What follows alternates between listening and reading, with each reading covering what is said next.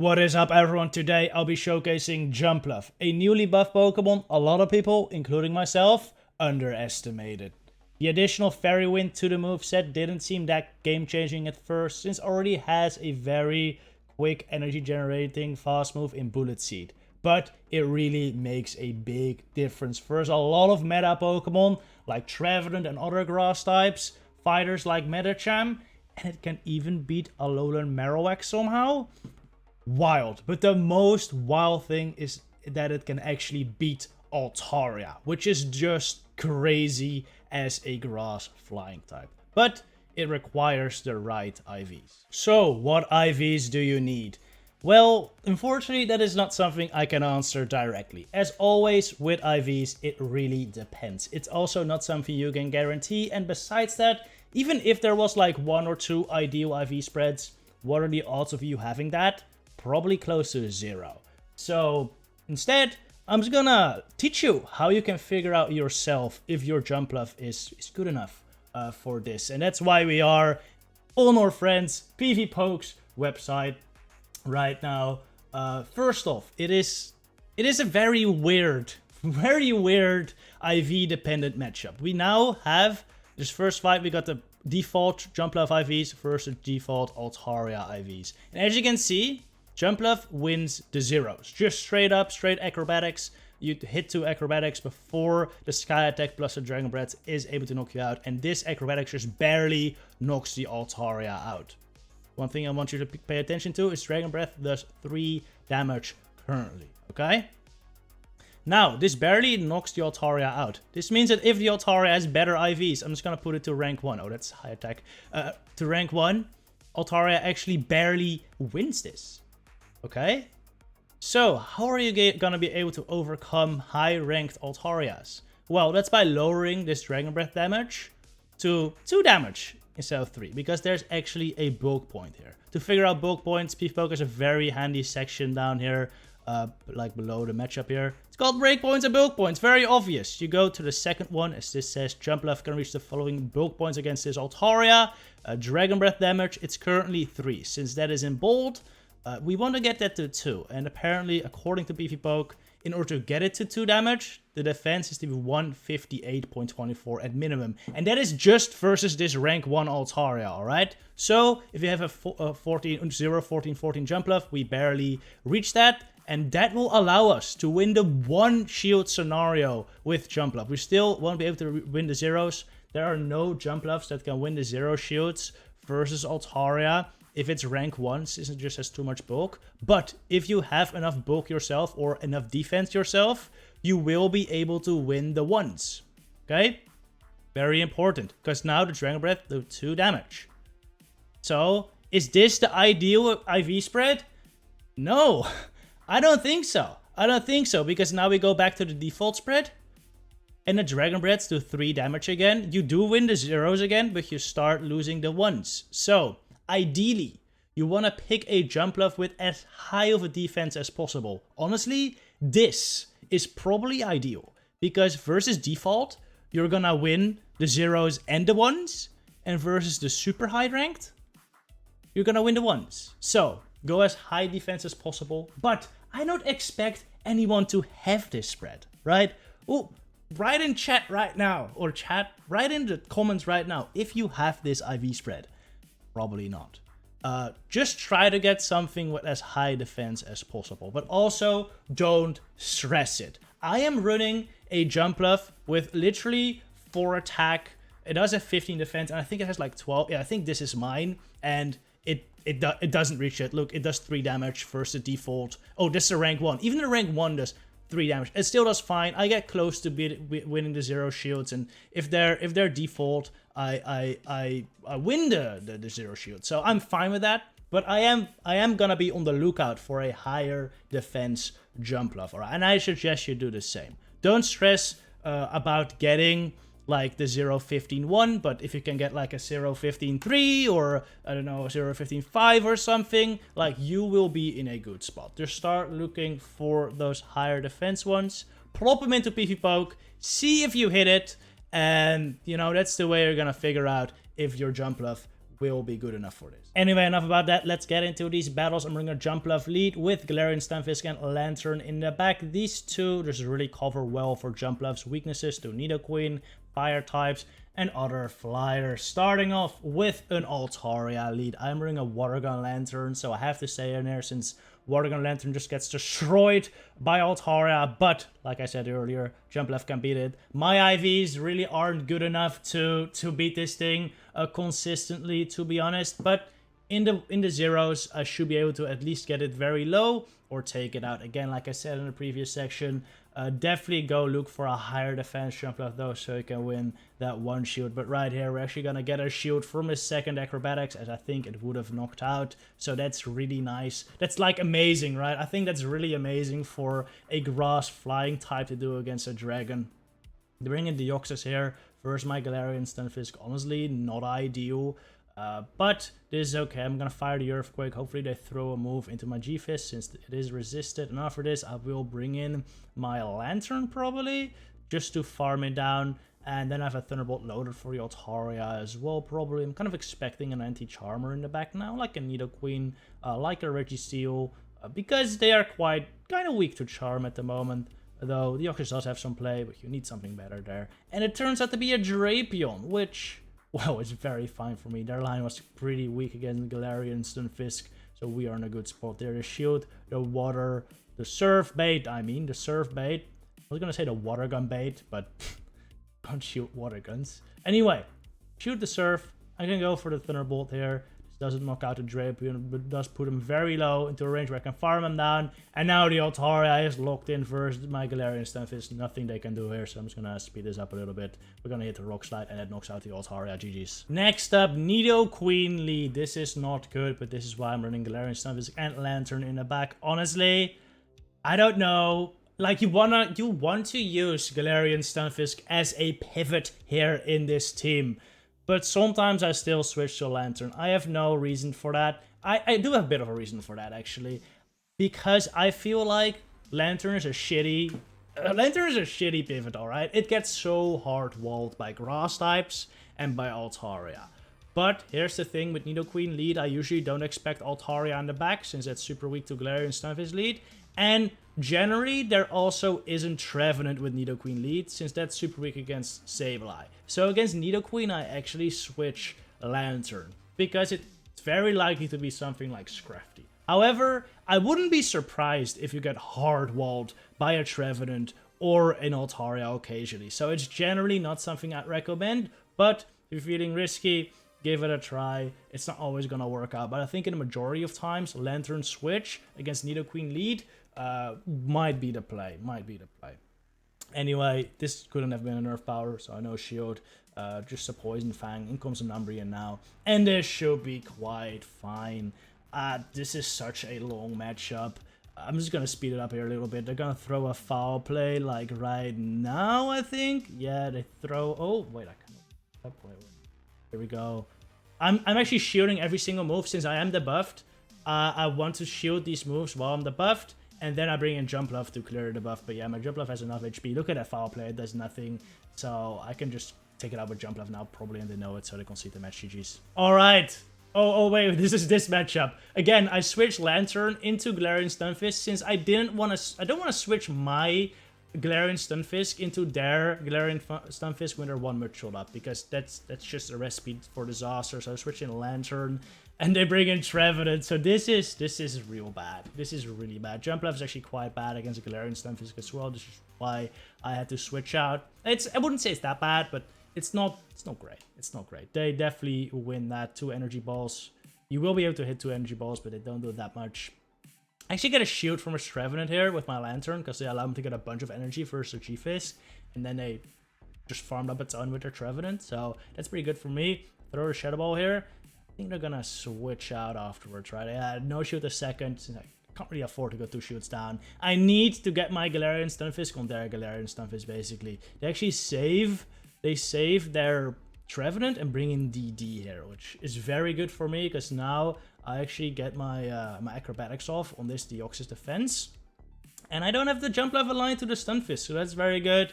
At this point, I kind of want to hit another acrobatics probably. Oh, actually no, I catch the move. Yes, I just want to load up on energy on Galarian Stunfisk now. If I can load up on energy on Galarian Stunfisk, I might be able to take out their Galarian Stunfisk with mine, and that will put me in a pretty good spot. Also, already got like quite a decent chunk of water gun damage off on their Galarian Stunfisk already, so it might be in a range where 2 energy balls can kill later. Since I know their switch timer is going to be up soon, I just throw this move to get him like extremely low on the CMP tie, so they hit another Psycho Boost, which is like, this is useless damage for them. Like an Earthquake knocks out anyway, they're just throwing those to stall the timer. In comes Trevenant now. I know they're not at the move yet, but I might as well throw at 99 energy. Now I'm at the max I can be after throwing a move. Like, I could have undercharged there, but the thing is their timer was up, so it would have been useless. I think I'm going to call an Earthquake here, but I think they're going to end up Rock Sliding. Yeah, they do end up Rock Sliding, which is quite tough. Still go for the Earthquake, though. Since, well, I was hoping they don't shield, but they shield. Now I'm going to try to catch a move. 1 before I get to the Earthquake. That's important. I try to catch 1 before I get to the Earthquake. Because now, even if they kill my Jumpluff with a Rock Slide when they're at 100 energy, they need 2 more Mud Shots. And I only need 1. So even if they, like, are at 100 energy here, I'm going to outpace them to the move. Oh yeah, I get to the Earthquake here. And this knocks out the Stunfisk. GG right there. Cofagrigus lead. With Cofagrigus lead, I never know what to expect. It's a very neutral lead. Could be anything in the back, really. Usually some anti-darks. So, like a Scrafty, maybe, is what I kind of was expecting. So, I kind of want to get out of here soon. I'm going to switch to Lantern again, I'm pretty sure. No, I position G-Fist this time. And unfortunately, they have the same ID, and they switch out of the Cofagrigus into Pelipper. I wish I switched into Lantern there, because this is a hard win for Lantern. Unfortunately, we simultaneously switched to Stunfisk, and actually, if I switched like 1 before, I would have been in an energy lead and would be able to take this matchup, but since we're even energy, Pelipper actually wins the 1s here. So there's no point on shielding any of his next moves, since I will lose anyway. At this point though, this Pelipper is in prime farm down range for my Lantern. They really can't do anything. They can hit a Hurricane, they can hit Weather Balls, but they're all resisted. So I'm not too worried. Just gonna let this go. Farm the Pelipper all the way down and have a Surf loaded for the Kofa, which comes in. Now I'm gonna overfarm a bunch more. Throw right before the next Shadow Ball. This should knock out the Kofa, and then I hope I can take out whatever is in the back. It is a Tentacruel, so it's not looking too bad. I won't be able to reach 2 Thunderbolts though, so I go for the bait here, and they shield. Yikes. Yikes. But as you can see, that was a good bait, honestly. I go for... Okay, this is a big mistake, actually. I go for another bait. I know I can get to the move, but I didn't want them to take a shield with the Acid Spray. I didn't want them to get more energy, okay? Actually, if the Acid Spray, that would have been fine with me, but I didn't want them to get too much farm before I go into my Jumpluff, so I throw the Surf, open the shield anyway, but they don't. I should have just thrown Thunderbolt right there. And at that point, it's just over, because my Jumpluff was too low. They sailed the shield, I had no energy, so I know I'm just gonna get Poison Jab down. So, very well played by my opponent there. Good calls. GG's. Cresselia into my Jumpluff is not too bad. This is definitely where I want to see it, as my Lantern doesn't love the Grass Knot from Cresselia. This is not like an amazing matchup for Jumpluff, but Acrobatics is such a strong move that I think I have a slight edge here. Moonblast, not that strong, so I can easily take it. Yeah, look at that. Jumpluff is going toe-to-toe with the master of neutral matchups himself, Cresselia. I actually go for the Energy Ball here. Acrobatics are a much better move, right? Acrobatics is a really good move. In neutral scenarios, generally you want to go with Acrobatics. But 2 Energy Balls killed her anyway. So why go for Acrobatics when... Or why go for 2 Acrobatics when I can just knock out with 2 Energy Balls, which are cheaper? This is just a Grass Knot, because I threw at 5. So I can take it easy. I don't want to waste that energy on a Cresselia that's that low, honestly. So I actually switch into my Galarian Stunfisk here, and I lure out Whiscash, which is very good. Not something I was expecting. Like, I could try to say I'm smart here, and I expected a water ground in the back, so I wanted to save my Jumpluff, but no, that's false. Honestly, a Whiscash behind Cresselia is really dumb, because, like, that's super weak against Trevenant, so this is not what I was expecting. But, you know, I don't mind it. Now, my Lantern avoids it, so in the end, it worked out. I'm expecting Cresselia to come back in here to get some farm, but they actually come in Mendebuzz, which is also not something I was expecting. Mendebuzz versus Water Gun Lantern is actually extremely iffy. It's extremely iffy because you don't do super effective with the fast move. They bring Cresselia here as well. They were close to a Grass Knot, so I actually switch into Jumpluff and throw the Energy Ball on the CMB tie. Bring in Mendebuzz again, and I get off the Acrobatics. This is huge. This is huge. This is so much damage. Another fun fact about Jumpluff, by the way, it beats both Air Slash and Snarl Mendebuzz in the one shield. And I think the zeros too, which is just insane. I think against Snarl, even the twos. It's ridiculous, alright? Jumpluff is so freaking good. Right? Jumpluff is it's just a bulky monster that can take care of Altaria Mendebuzz. It's really, really fun. Just watch out for Skarmory. Skarmory is a problem. Anyway, we're going off on tangents here. Where we started is, this is actually an iffy matchup for Water Gun Lantern. I'm pretty sure you lose the ones here, which is wild. But since I got that Acrobatics, it became a lot better, because I can just go straight Surf now. And these foul plays, they are adding up. But I can definitely take another, so I don't throw the next until I get to 2. And I throw the Surf now. They should knock out the Mendebuzz, and that is a GG. Trevenant is very good for Jumpluff. I can one-shot with Acrobatics, and there Shadow Ball does do a chunk, but not that much. It comes Drapion, and Drapion, Drapion is so iffy. The problem with Drapion, especially with Aqua Tail, that makes it so much worse, is that, well, Galarian Stunfisk counters it, but they shoot an Earthquake. They can actually win this. If they no-shoot a Rock Slide, they can actually win this. I'd rather have them no-shoot a Rock Slide than shoot an Earthquake, though, since I do win this matchup in the 2s straight Rock Slide. Yeah, I actually put up a shield here. Since I want switch, I go for another Rock Slide. Since them shooting an Earthquake will be quite devastating, then I guarantee lose switch. If they no-shoot this Rock Slide, that's still pretty bad. It's still pretty bad. Since now I don't have an energy or a shield advantage anymore, or well, we're not in a shield parity anymore, is what I'm trying to say. We're now a shield down, which versus Trevenant is not great. Jumpluff is good versus Trevenant, but shields up, Trevenant actually beats Bluff. So, not ideal, but at the very least, I will be able to get off 2 Rock Slides. So this will put the Trevenant quite low, or even take a shield. Either one is pretty good for me. So put him quite low, hopefully into a range where I can farm him down with Bluff. Unfortunately, farming down is not one of Bluff's, like, main things, because Fairy Wind just doesn't do too much damage. Luckily though, there's something very good for me in the back in the Bastiodon, which I can align my Lantern to here. Lantern with Water Gun is much better versus Bastiodon than with Spark, just because you do some super effective fast move damage as well. Unfortunately, Bastiodon is just ridiculous though, so I might even lose this matchup. That's the problem. I might even lose this matchup if they shield here. Just stupid. But at the very least, I'll get it low enough to where Jumpluff can probably knock it out, and then have some energy for the Trevenant too. Actually, I decided to let that go though. Probably hoping to sweep a Trevenant, but my Water Guns get it so low that he won't even be able to get off a Shadow Ball. Versus my Jumpluff, they know it, so they can see the match. GG's.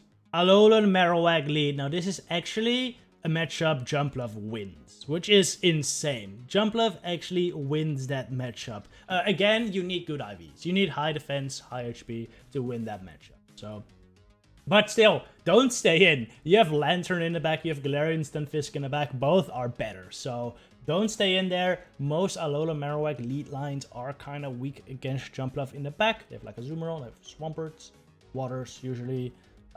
So definitely don't stay in. But just know, if you ever need to beat an Alolan Marowak, you can win that. If you have a very good IV Jumpluff. Anyway, they brought in a Dewgong versus my Galarian Stunfisk, which makes no sense. But I'll take it.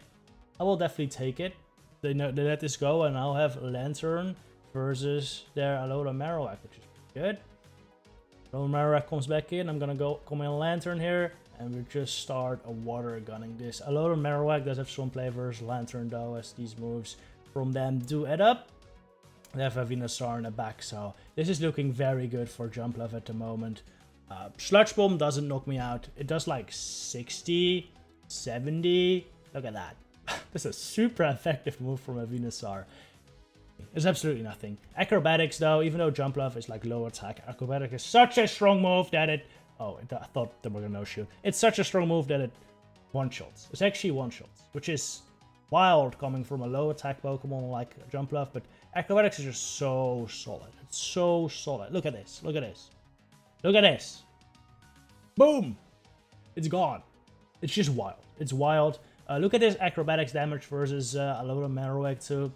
It's just... Oh, it's so nice. That's two bulky Pokemon.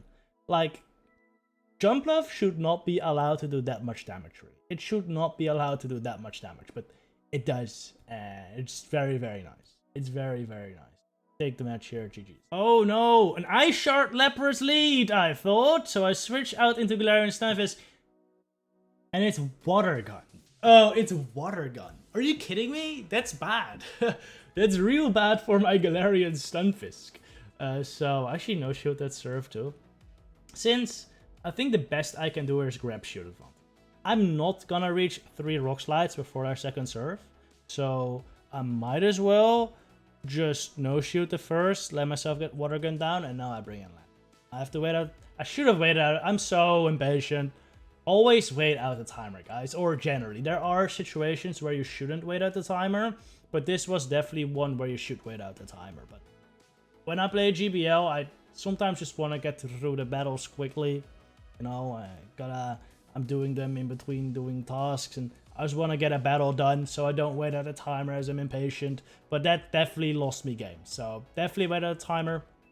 Anyway, the Water Gun Labyrinth comes back in there. I'm gonna shoot up the Ice Beam, which is a surf, unfortunately.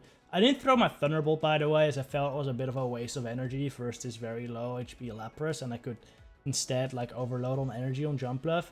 But in hindsight, I probably should have just thrown Surf and got it done. But actually, that was a very smart move. Actually, a very smart move, since there's a Talonflame. So saving that move might actually win me the game here. I'm gonna go for the Acrobatics here. The shield's gonna be useless on Lantern, so I was just gonna shield my Jumpluff here to get off 2 Acrobatics, since that would get a shield. But actually, I already shielded the first one. So this shield might actually not be necessary. Probably isn't necessary. I could have just let that go. Thunderbolt, that would have been fine. But it's much safer. I go for another Acrobatics. Look at how much damage that does. I make sure... I'm pretty sure there were 2 Flame Chargers there. So what I do to make sure they don't throw a Flame Charge into my Lantern is I actually throw 1 Fairy Wind here to make sure they are in the middle of their Incinerate animation. Then I switch into Lantern to throw the Thunderbolt in the middle of their Incinerate animation as well. And so I have no chance of accidentally catching a Flame Charge on my Lantern.